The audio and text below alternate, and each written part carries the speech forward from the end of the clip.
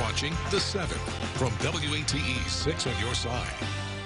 Good evening, I'm Bo Williams, and welcome to The 7. Let's get a look at the big 7 stories right now. And topping our list for you this evening, a Blount County deputy is on the minds of people in her community right now as she undergoes a heart transplant.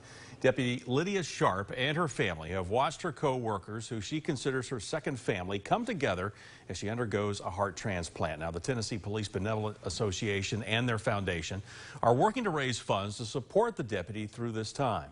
Sharp was diagnosed with congestive heart failure back in May, but the complications with her heart actually began nearly 2 decades ago when she was pregnant with her son. Her condition seemingly improved until recently when doctors discovered that her heart ejection fraction was 10%, meaning her heart wasn't pumping enough blood. We've just been coming back and forth to Nashville ever since then, but it got worse, and then they turned around and told us that it was getting better, but then she got sick again, so ever since then we've just been here in Nashville. But a bit of good news came 2 weeks ago after doctors informed Sharp that she would be getting a heart, leading her to her surgery this afternoon. And now her kids and second family are waiting for her latest battle to be over. We'll keep you posted. Deputy Sharp, by the way, shared this statement with us before her surgery this afternoon, stating, quote, "Thanks to everyone who has prayed and all the concerns, especially from all of my brothers and sisters in blue."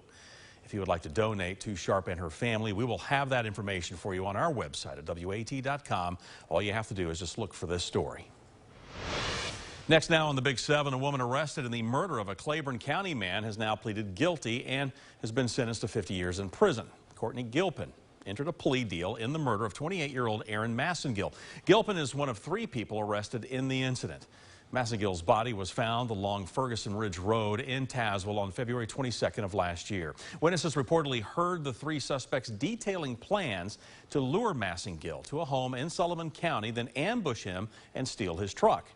An autopsy revealed Massengill died of a gunshot wound. As part of her plea bargain, Gilpin was sentenced to 50 years in prison for the crime. Some national news takes over our next Big 7 slot. A federal judge has unsealed the FBI search warrant and the list of items removed by agents at former President Donald Trump's Mar-a-Lago property. The filing indicates that the Justice Department is investigating potential violation of at least 3 separate criminal statutes, including a statute under the Espionage Act. The unsealed documents show the FBI found 11 sets of classified materials, one of them marked as top secret SCI, which requires the highest security clearances that only a few in the federal government have.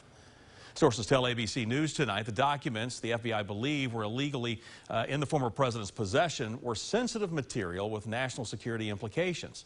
The Washington Post also reporting that some of the material in Trump's possession included documents related to nuclear weapons. Now, President Trump, or former President Trump, no longer has a security clearance.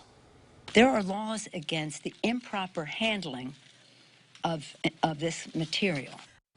Attorney General Merrick Garland says he personally approved the search warrant request. The DOJ then issued a subpoena for the documents in April before a small group of FBI agents visited Trump in June. Now, they requested he return the sensitive material before escalating to a search warrant.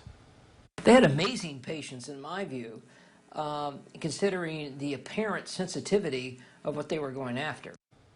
Still, Republicans continue to threaten the DOJ and FBI with their own investigations of the agency if they take back control of Congress. Next on the 7, an ex-Lafollette police officer wants his job back. We're talking about Monty Miller. He is one of 2 officers who were recently fired from the Lafollette Police Department by Lafollette City Council. This after claims of bullying and harassment surfaced. Today we spoke with Miller's attorney. He tells us that even though Miller was fired 10 days ago, he still has not received written notice from the Lafollette Police Chief or the city administrator. That in and of itself is problematic, and it's inconsistent with their own internal policy and procedure. So there's been no notice, there's been no opportunity for a hearing or an appeal, which is also provided for within the city of Lafollette's own policies and procedures. We reached out to the city of Lafollette for their response and have not heard back at this time. Continuing our list for you, a Knoxville police officer fired last month wants his job back. Lieutenant Lance Earlywine says he disagrees with the findings of an internal affairs investigation into his handling of a complaint of a hostile workplace environment. New KPD Chief Paul Noel fired Earlywine based on those findings. Early Wine's appeal in some ways matches up with the investigation summary we obtained from Knoxville Police. Both show that he had just returned to his unit, that two officers got into an argument. One of them planned to take the issue to internal affairs, and Early Wine followed up by interviewing their co-workers.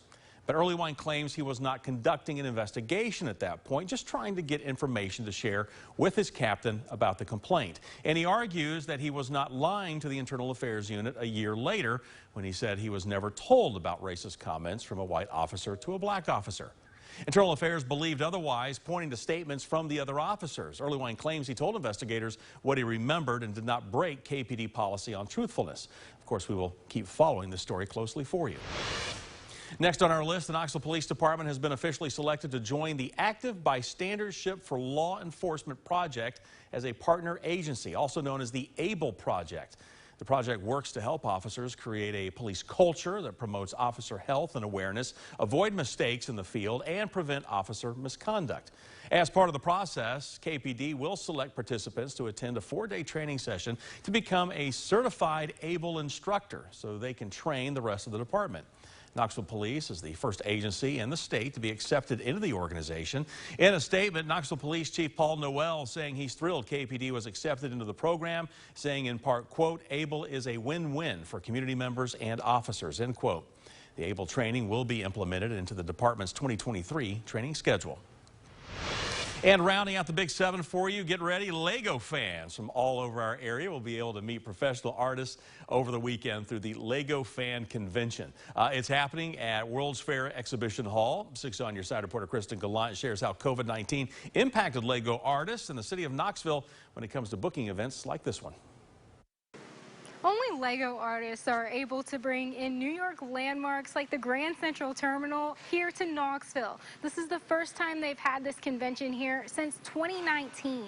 COVID-19 had a huge impact on conventions like the Lego Brick Universe. Organizers had to cancel several over the past 2 years, but artists say they are excited to be back in Knoxville. For all intents and purposes, we're somewhat back to normal. This is, I think, our 4th time in Knoxville, and my expectation is to see people that I saw at our last shows here and just kind of reconnect with them. Fans will be able to see life-size Lego displays, including major landmarks, and meet professional artists. These conventions help bring in a steady income to artists and the Knoxville community. The Lego convention will be in town all weekend. The doors will be open from 10 a.m. to 4 p.m. Reporting in Knoxville, Kristen Gallant, WATE 6 on your side. Kristen, thank you. Let's get an update on the forecast. Ken and I were just talking. We actually ran into each other the last time they had this, the Lego Festival downtown. You had your Rangers shirt on. I had my Islanders cap, and yet Legos brought hockey fans together. Somehow it brought peace to hockey rivalries.